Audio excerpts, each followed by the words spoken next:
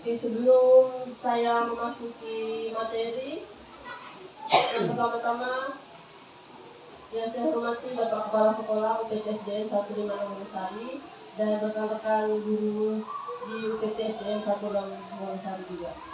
Ini adalah tugas terakhir dari modul 1 guru penggerak, yaitu penyebaran pemahaman budaya positif.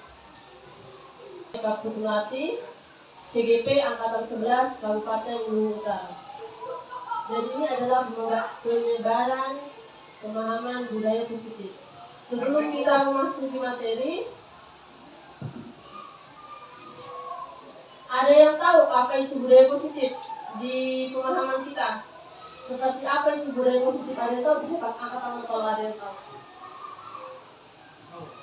Ya, silakan Pak. Menurut Bapak. Assalamualaikum warahmatullahi wabarakatuh. Budaya positif berarti bukan budaya itu kan adalah hasil karya cipta asal manusia.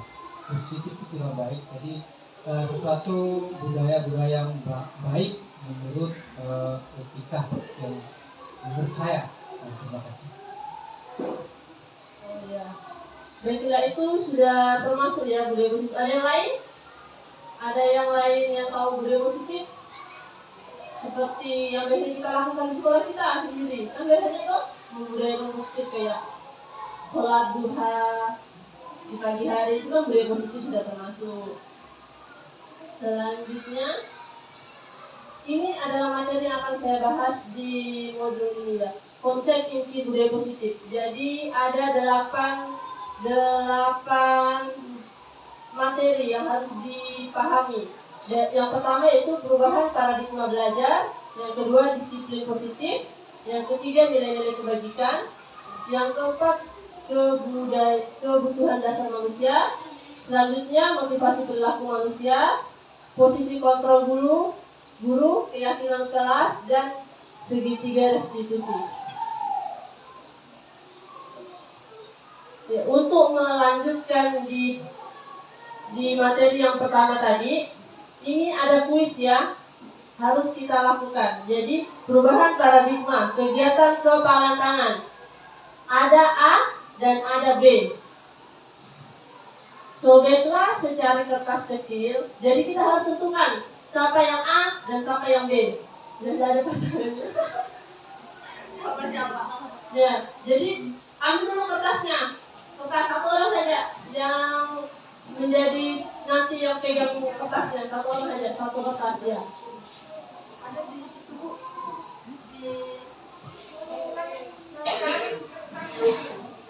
Ini juga ada di sini dulu.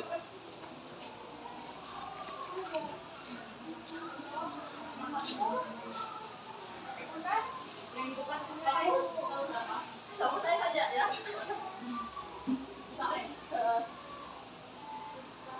Sama saya saja ya, tidak ada pasangannya. Dulu lihat arahannya. Sobeklah secari kertas kecil, tuliskan benda atau sesuatu yang sangat berharga untuk Anda. Letakkan di salah satu tangan Anda. Ini yang A ya, ini yang tugas A. Siapa yang A? Ya, yang A. Jadi harus pilih dulu siapa yang A, siapa yang B. Jadi tugasnya A yaitu sobeklah secari kertas kecil, tuliskan benda atau sesuatu yang sangat berharga untuk Anda. Letakkan di salah satu tangan Anda dan genggam benda tersebut dengan segala daya. Buatlah sebuah kepalan. Jadi digenggam, dikasih masuk, digenggam itu kertasnya. Tulis dulu satu saja. Sesuatu yang sangat berharga bagi yang si A ya, kan si A itu yang punya itu, yang punya rahasia. A saja. Terserah, pokoknya sesuatu yang sangat berharga bagi yang A. Apapun itu yang sangat berharga. Yang sangat berharga. Satu saja kan A. Yang B boleh ya. Benda kan? Iya. Terserah apapun apapun itu, sesuatu, benda atau sesuatu sembarang yang paling berharga buat si A, ya, si A ini ya, ya digenggam. Terus buatlah sebuah kepalan. Terus teman yang B, yang ya buat kepalan dia masuk di tangannya. Terserah mana yang kuat, yang mulutnya kuat, kanan atau kiri terserah. Tunggu temannya. Terserah, benda bisa. Sesuatu keyakinan apapun itu bisa. Yang berharga buat kalian apa? Yang berharga, yang paling berharga. Sesuatu atau benda yang paling berharga. Terserah apa yang penting sesuatu yang sangat berharga menurut si A. Selanjutnya tugas B akan mencoba dengan sekuat tenaga, dengan membujuk bisa, mengancam bisa, menghardik bisa, merayu bisa, menyuap apa saja agar dapat membuka kepala tangan si A. Jadi kalau seandainya si B mau lihat apa itu yang diinginkan si A, pokoknya bisa mengejek, bisa menghardik, bisa menyuap. Berarti bukan budaya positif itu. Lihat dulu nanti. Sudah? Bisa dimulai? Oke, kasih di depan tangannya teman B. Ya. Sekarang bisa dimulai. Waktunya 3 menit saja ya. Apakah berhasil atau tidak itu terserah. Nanti hasilnya bagaimana? Siap? 1, 2, 3. Boleh dilihat? Oh, tidak boleh. Saya mau lihat. Apa itu? Supaya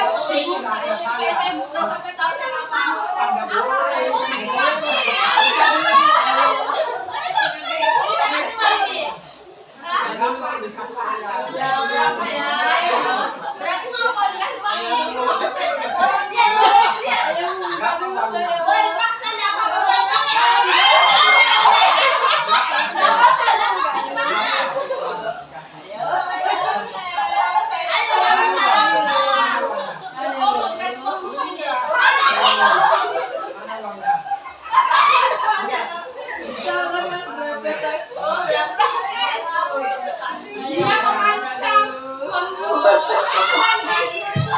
Oke, selesai. Ya kasih om buka makanya. Oke, berarti apa yang terjadi? Ada yang membuka? Ada yang tetap menutupnya? Ada yang terbuka juga yang lainnya tadi? Jadi ini adalah perubahan paradigma ya. Ini yang punya kontrol itu diri kita sendiri. Jadi mau kita dicaci maki mau di apa, kalau kontrol kita tidak mau memberi ke orang, pasti tidak akan berubah. Meskipun itu ada masukan-masukan dari orang, tidak akan berubah karena kontrolnya adalah di diri kita sendiri. Yang A yang punya kontrol ya. Selanjutnya itu adalah pembuka materi tentang paradigma perubahan. nyambung. Apa isinya? Apa ditulis?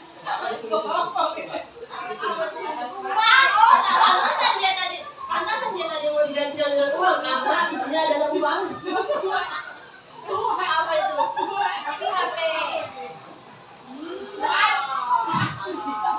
Oke, selanjutnya mengubah paradigma stimulus respon ke pendekatan teori kontrol. Jadi stimulus respon itu seperti realitas atau kebutuhan kita sama, tapi teori kontrolnya itu realitas kebutuhan kita berbeda. Jadi seperti tadi ya, si A dan si B. Yang si A pasti dia otomatis dia mau membuka, dan si B dia mau tahu apa itu. Selanjutnya semua orang melihat hal yang sama. Teori kontrolnya setiap orang memiliki gambaran yang berbeda. Selanjutnya kita mencoba mengubah orang agar berpendapat sama dengan kita. Tapi teori kontrolnya kita berusaha memahami pandangan orang lain tentang dunia. Terus stimulus respon yang berikutnya, orang lain bisa mengontrol saya. Teori kontrolnya hanya Anda yang bisa mengontrol diri Anda sendiri. Kita ya. Selanjutnya, pemaksaan ada pada saat rujukan gagal. Teori kontrolnya kolaborasi dan konsensus menciptakan pilihan-pilihan baru. Stimulus respon, selanjutnya model berpikir memang menang kalah. Teori kontrolnya model berpikir menang-menang terus.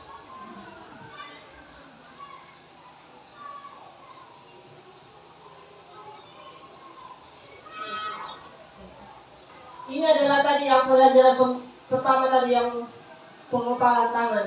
Pembelajaran dengan paradigma baru. Pembelajaran dengan paradigma baru merupakan pembelajaran yang dirancang berdasarkan prinsip pembelajaran berdiferensiasi, sehingga para peserta didik belajar sesuai dengan kebutuhannya, berdasarkan tahap perkembangan sesuai teori psikologi modern untuk mewujudkan pelajar profil Pancasila. Kita masuk di disiplin positif. Disiplin positif berasal dari kata, ini kalau salah bahasa Inggrisnya dimaafkan ya. Apa ini disiplin? Yang artinya belajar. Disiplin mengacu pada disiplin diri yang memiliki tanggung jawab terhadap apa yang dilakukannya berdasarkan nilai-nilai keyakinannya. Selanjutnya, disiplin positif merupakan salah satu cara penerapan disiplin yang bertujuan untuk menumbuhkan kesadaran serta memberdayakan peserta didik tanpa imbalan, penghargaan, dan ancaman atau hukuman. Jadi disiplin positif itu dia sudah tahu ranahnya, dia tidak lagi kayak mengharapkan imbalan lagi. Dia sudah tahu, oh harus seperti ini saya. Tidak semata-mata hanya untuk mencari imbalan saja. Selanjutnya, sebagai pendidik, tujuan kita adalah menciptakan peserta didik yang memiliki disiplin diri, sehingga mereka berperilaku mengacu kepada nilai-nilai kebajikan universal dan memiliki motivasi intrinsik dalam perubahan perilaku ke arah yang lebih baik.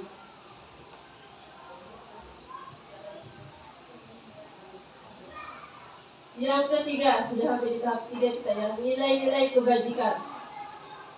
Nilai yang disepakati bersama, lepas dari suku, bangsa, agama, bahasa, maupun latar belakang. Ini contohnya, ini kebajikan, nilai kebajikan ini seperti yang sekarang kita tahu, memakai helm. Itu kan lepas dari suku, bangsa, agama, dan latar belakang manapun, semuanya pasti kalau sudah tahu peraturan dari polisi harus memakai helm untuk keselamatan, itu bukan hanya peraturan, pasti kan dia lepas dari suku bangsa, dia tidak lagi melihat ada peraturan, dia melihatnya oh ini untuk keselamatan saya, untuk keselamatan sendiri. Contoh nilai kebajikan institusi atau organisasi. Contoh untuk pendidikan ini, profil pelajar Pancasila. Beriman dan bertakwa kepada Tuhan Yang Maha Esa dan berakhlak mulia, berkebinekaan global, gotong royong, mandiri, kreatif, dan bernalar kritis. Ibo Brimer, apa itu bahasa Inggrisnya? Ibo Brimer Year program atau disebut PYP. Toleransi, rasa hormat, integritas, mandiri, menghargai, antusias, empati, keingintahuan, kreatif, kerjasama, dan percaya diri, dan komitmen. Keterampilan hidup. Jadi tahapnya di sini dulu, kita kan melihat sekarang semuanya harus punya profil pelajar Pancasila dan akan dihasilkan seperti ini. Dapat dipercaya, luhur hati, pendengaran yang baik, yang aktif, tidak merendahkan orang lain, dan memberikan yang terbaik dari diri sendiri. Itu yang diharapkan dari profil pelajar Pancasila. 4. Tadi sebelum sampai di materi 4 kayaknya ada briefing yang lebih biar tidak monoton. Jadi saya harus pasangan terus ini tidak ada pasangannya. aku.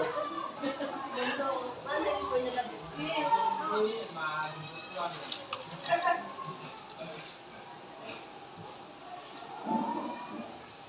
Ya, makan. Belum dimakan loh, ini tidak dimakan. Ini tidak dimakan. Bagian kue. Kasih biar kita tidak menonton terus. Jadi kasih di pertengahan meja. Ya, ya. Kasih di pertengahan meja.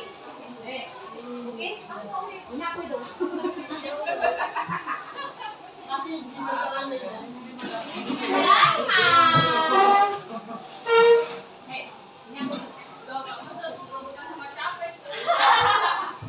Dan rumahnya. Jadi semua tangan ada di atas meja. Tidak di atas roti. Tidak di atas roti. Jadi semuanya di atas meja masing-masing. Dua tangan, tidak satu tangan, dua tangannya. Ya, dua tangannya. Jadi ikutin terus ya, tidak usah dekat-dekat. Maksudnya di atas meja tapi tidak dekat-dekat kue, ya. Jadi ikutin terus ya. Jangan ambil kuenya, kalau tidak saya sebut ambil kue. Jadi kalau saya sebut kepala, pegang kepala. Saya sebut bahu, pegang bahu. Jangan pegang kue dulu. Nanti kalau saya sebut kue, baru kuenya diambil. Sampai yang dua.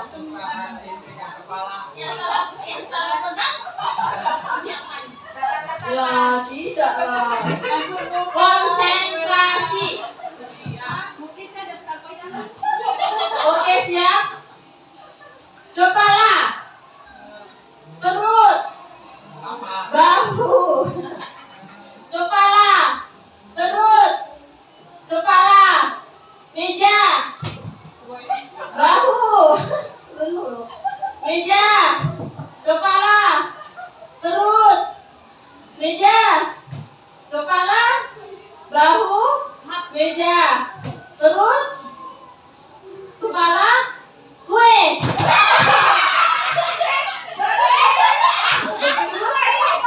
Yang bukan yang punya.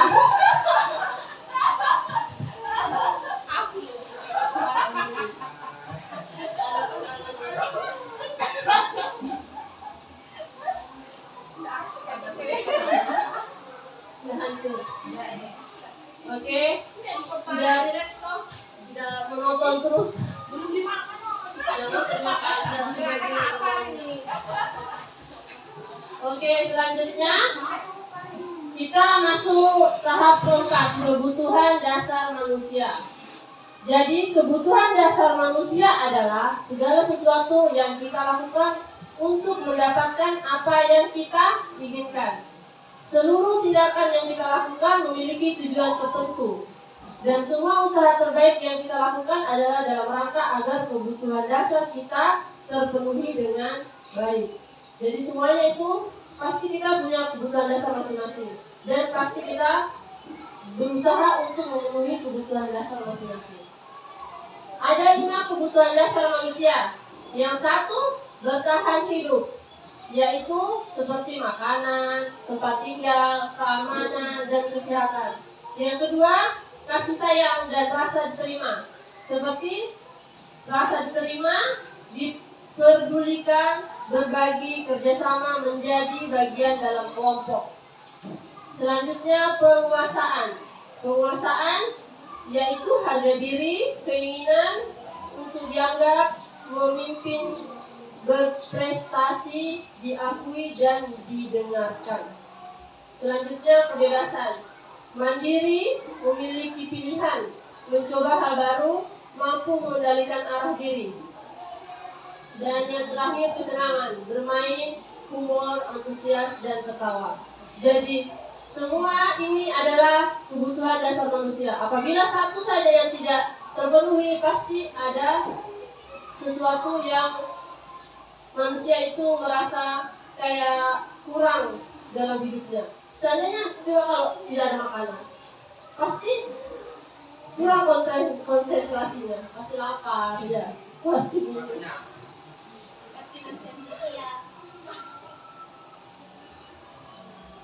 Selanjutnya, motivasi perilaku manusia untuk menghindari ketidaknyamanan atau hukuman. motivasi intrinsiknya untuk mendapatkan imbalan dari orang lain. Jadi ini ceritanya motivasi perilaku manusia itu kadang itu manusia menghindari ketidaknyamanan itu untuk mendapatkan imbalan atau penghargaan. Tapi motivasi intrinsiknya ini yang harus kita tanamkan untuk menjadi orang yang mereka inginkan dan menghargai diri sendiri dengan nilai-nilai yang mereka percayai.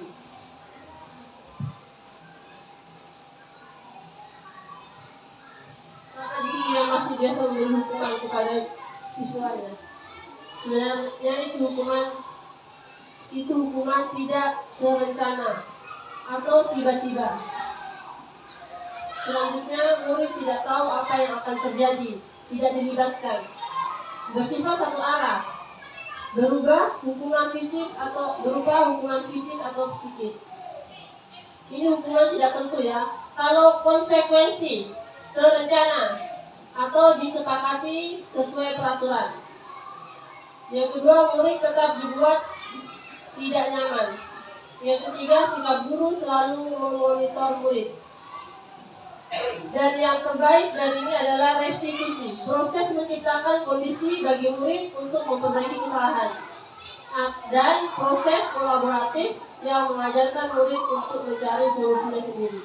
Jadi dari proses ini, proses hukuman yang kita lakukan, harusnya kita melakukan ini, bukan hukuman. Karena hukuman siswa tidak tahu, dia tidak tahu apa yang harus dia lakukan. Tiba-tiba langsung lari ke dalam lapangan membersihkan WC, kan dia tidak kesepakatan dengan siswanya. Harusnya kita seperti ini.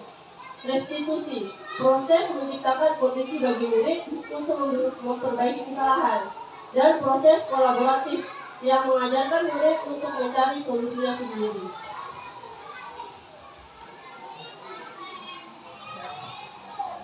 Selanjutnya ada 5 posisi kontrol guru: penghukum, pembuat rasa bersalah, teman, pemantau, dan manajer. Jadi ini ada 5 posisi kontrol guru. Guru bisa menghukum, bisa membuat rasa bersalah, bisa juga menjadi teman, bisa jadi pemantau, bisa juga jadi manajer.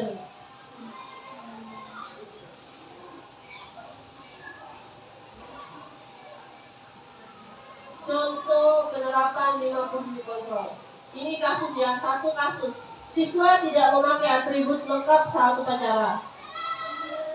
Jika kita mendapatkan kasus siswa tidak memakai atribut lengkap saat upacara, jika kita sebagai penghukum, pasti kita langsung bilang hormat bendera selama 1 jam. Itu sebagai penghukum. Jika kita berperan sebagai pembuat rasa bersalah, kita akan mengatakan berapa kali ibu atau bapak harus memberitahu kamu. Kamu selalu saja mengecewakan bapak ibu. Itu kita sebagai pembuat rasa bersalah. Selanjutnya, jika kita posisinya sebagai teman, kita mengatakan, ayo dong ikuti aturan sekolah, tolong bapak ibu ya sekali ini. Ya sudah, tidak apa-apa, lain kali jangan sampai berbuat seperti ini lagi. Itu jika kita sebagai teman. Jika kita sebagai pemantau, kita akan mengatakan, kamu tahu kamu telah melanggar peraturan sekolah, kamu tahu konsekuensinya. Setelah upacara, kamu beli atributnya ke koperasi dan jangan diulangi lagi. Itu jika jadi pemantau. Dan yang terakhir, jika jadi manajer, apakah kamu tahu kesalahanmu? Kira-kira bagaimana kamu perbaikinya? Jadi di sini kalau jadi manajer, kita yang membuat siswa itu berpikir apa yang harus dia lakukan untuk memperbaiki kesalahannya. Bukan kita yang menghukum dia. Jadi kita yang membuat dia berpikir dan dia mencari jalan keluarnya sendiri. Jadi kita hanya bertanya, kira-kira bagaimana kamu perbaikinya? Jadi dia nanti yang akan berpikir bagaimana caranya saya mengatasi kesalahan itu. Ini adalah contoh video ya.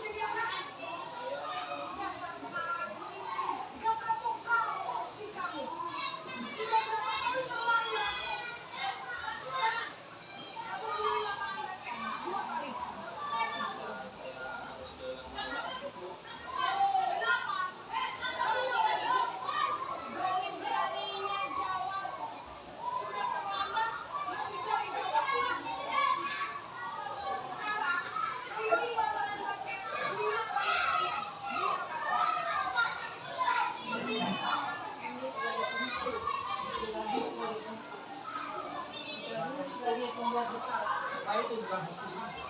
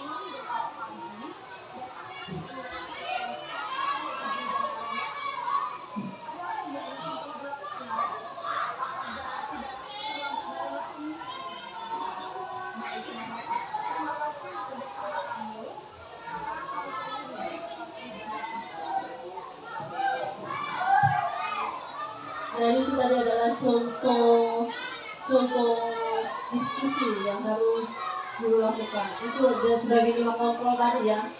Jadi kan kita tadi sudah tahu 5 kontrol itu. Ini yang lebih jelasnya lagi.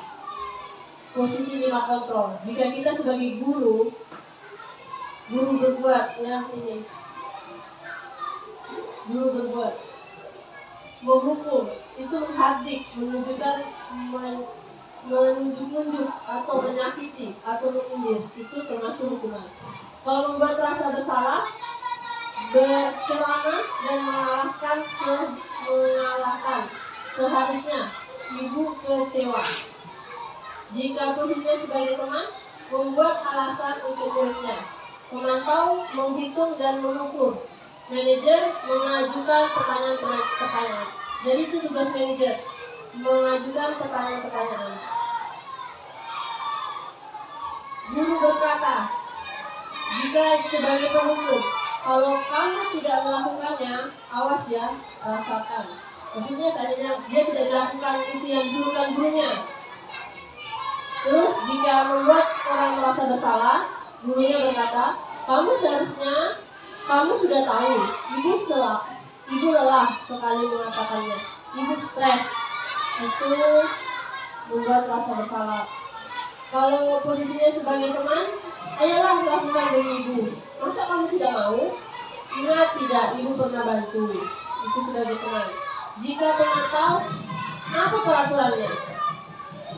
Jika sebagai manajer, apa yang kita yakini? Kita bertanya sama siswa. Jadi siswa yang menjawab, apa yang bisa kau kerjakan untuk memperbaiki masalah ini?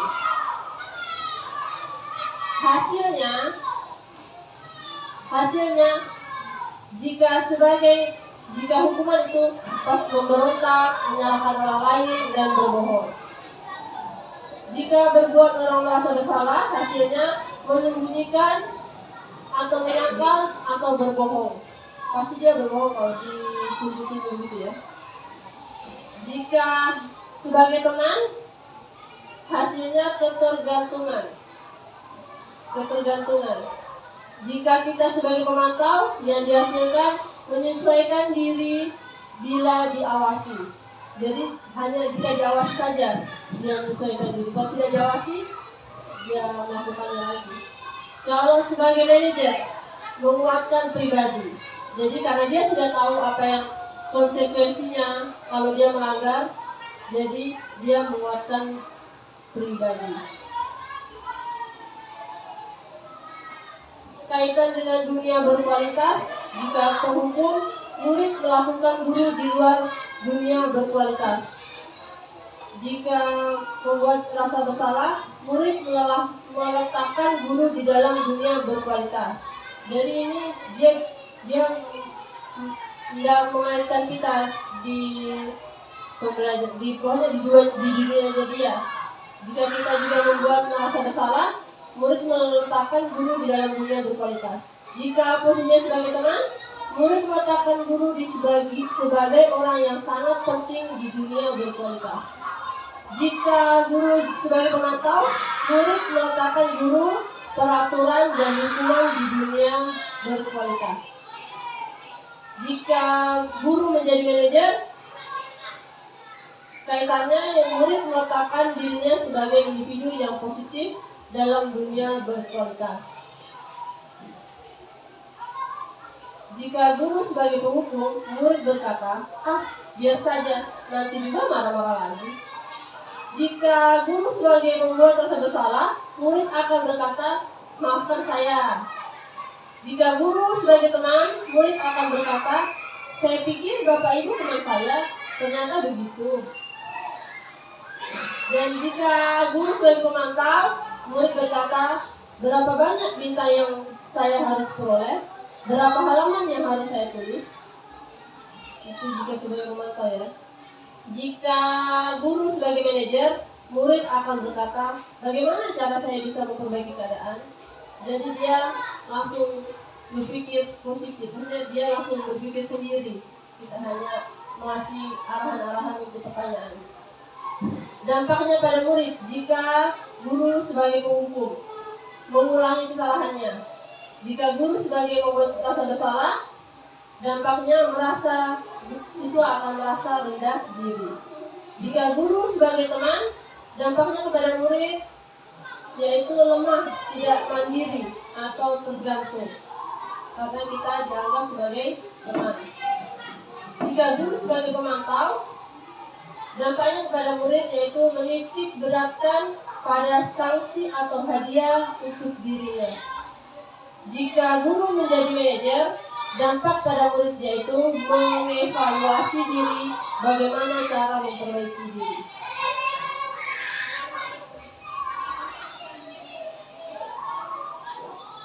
Jadi itu tadi materi tentang posisi kontrol.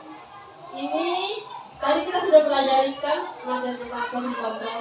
Jadi ada pertanyaan, saya kecewa sekali dengan kamu. Posisi kontrol apakah ini? Ada yang tahu? Saya kecewa sekali dengan kamu. Hah? Apa jawabannya? Hukuman. Terus karena apa? Membuat rasa bersalah.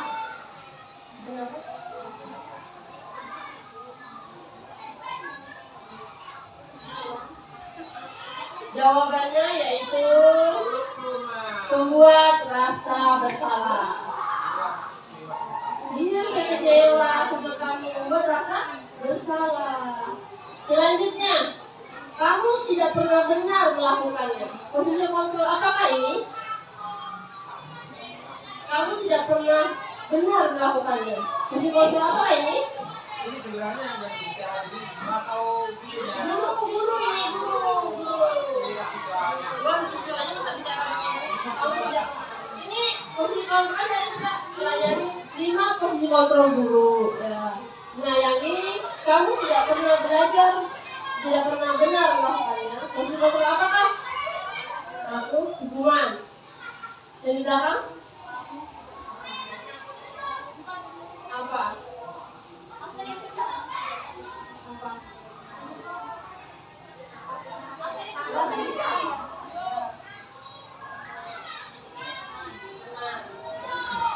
Manajer.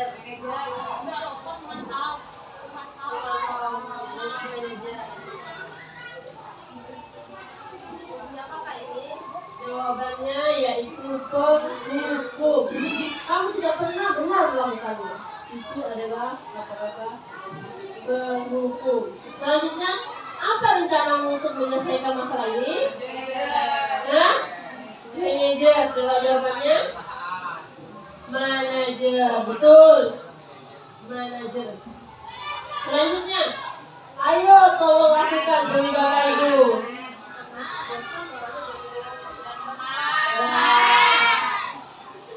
Jawabannya yaitu teman. Oke. Benar. Selanjutnya, kamu tidak pernah mendapatkan nilai juga. Kamu tidak pernah mendapatkan nilai jika kamu tidak mengerjakannya. Apakah ini? Memantau. Lainnya? Jawabannya yaitu pemantau.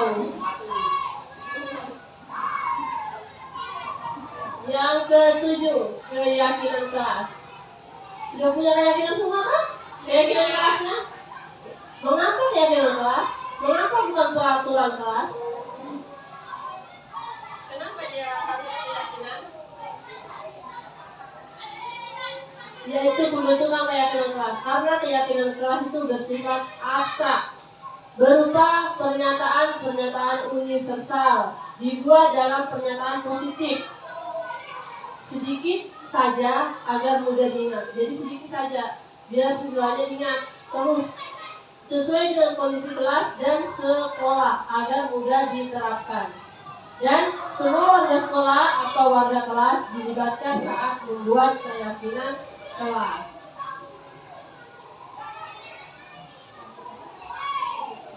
Warga kelas kalau itu di kelas, warga sekolah bukan semuanya. Peraturan sekolah. Kalau peraturan kelas, keyakinan kelas. Keyakinan sekolah.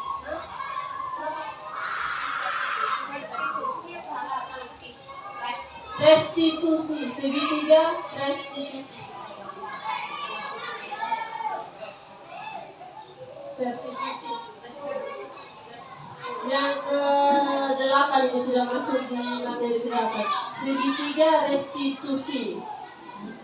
Segitiga restitusi yaitu 1. Menstabilkan identitas, 2. Validasi tindakan yang salah, 3. Menanyakan keadaan.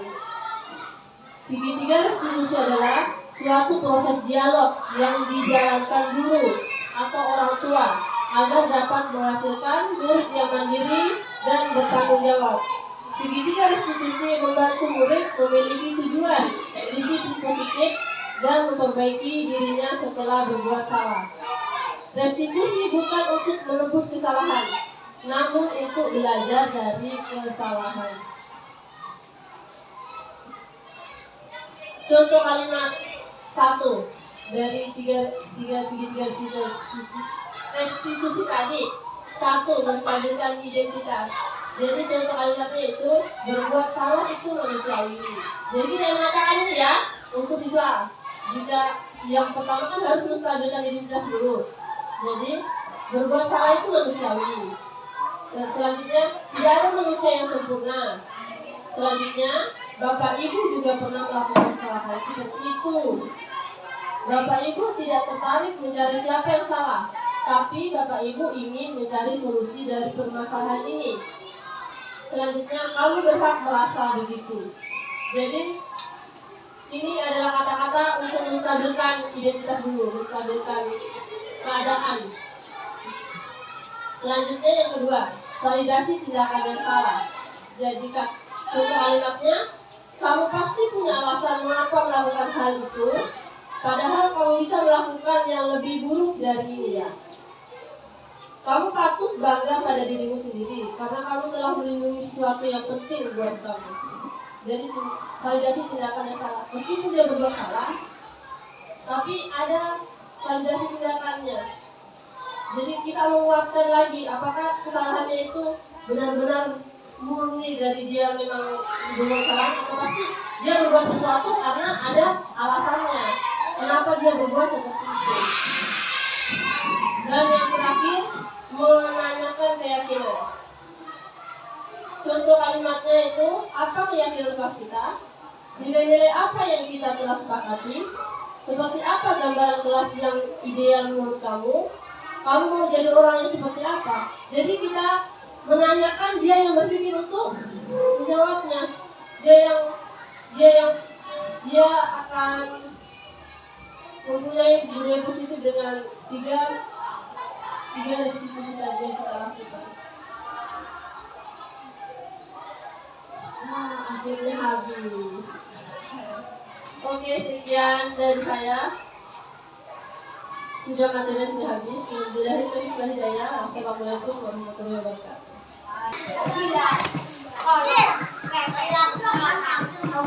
Kita ini semua akan menuliskan keyakinan kelas untuk kelas ini ya. Jadi ibu akan membagikan kertas ini. Keyakinan kelas yang bagus menurut kalian apa untuk kelas kita ini ya. Jadi nanti kalau sudah ditulis, ditempel di sini. Nanti kita pilih mana yang bagus. Tulisnya sini ya, kalau ditempel di paket belakang. Tulis kata-kata yang bagus menurut kalian apa untuk kelas ini. Bagus aja, apa yang kalian ada di sini. Kalian yang mau seperti apa? Jelas. Oh, tidak boleh berpakai tiga.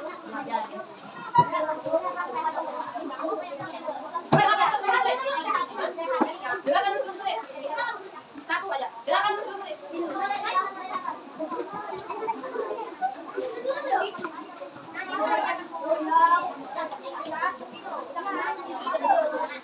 Tulis keyakinan kelas. Kalau peraturan kan bahasanya tidak boleh kan kalau peraturan seperti itu kan.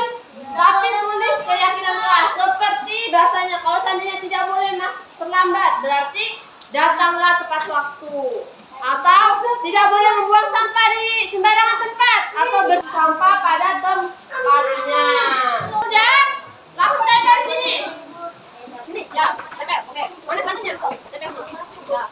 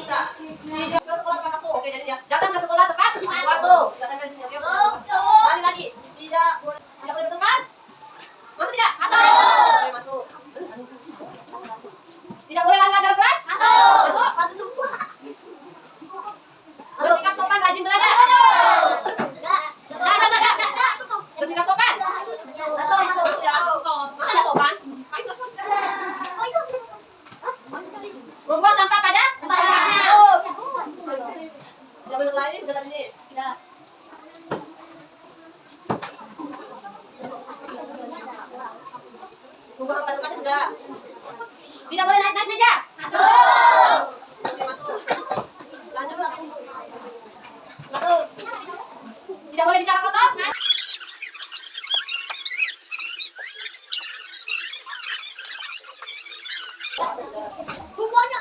Jika ibu guru masuk kelas harus duduk rapi dan diam.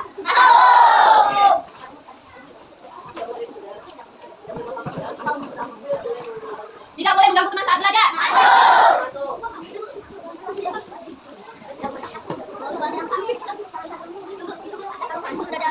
Tidak boleh mencuri.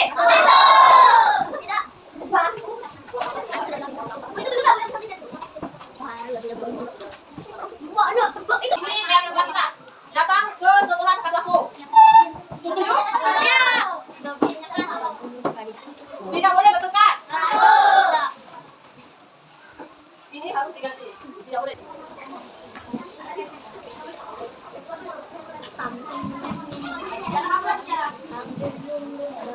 Jadi tidak boleh bertengkar. Kita ganti dengan saling menghargai. Saling menghargai. Tidak boleh lari-lari di dalam kelas. Itu termasuk sopan ya, bersikap sopan ya. Tidak boleh lari-lari, bersikap sopan tidak? Termasuk ini tidak boleh lari-lari, ada sikap. Jadi masuk sini dia harus bersikap sopan. Jadi tidak boleh lari-lari kalau bersikap sopan. Membuang sampah pada tempatnya. Tidak boleh naik-naik meja itu. Termasuk perilaku apa itu? Tidak sopan. Jadi harus sopan, harus bersikap sopan. Jadi termasuk di bersikap sopan. Jika ibu guru masuk kelas harus duduk rapi dan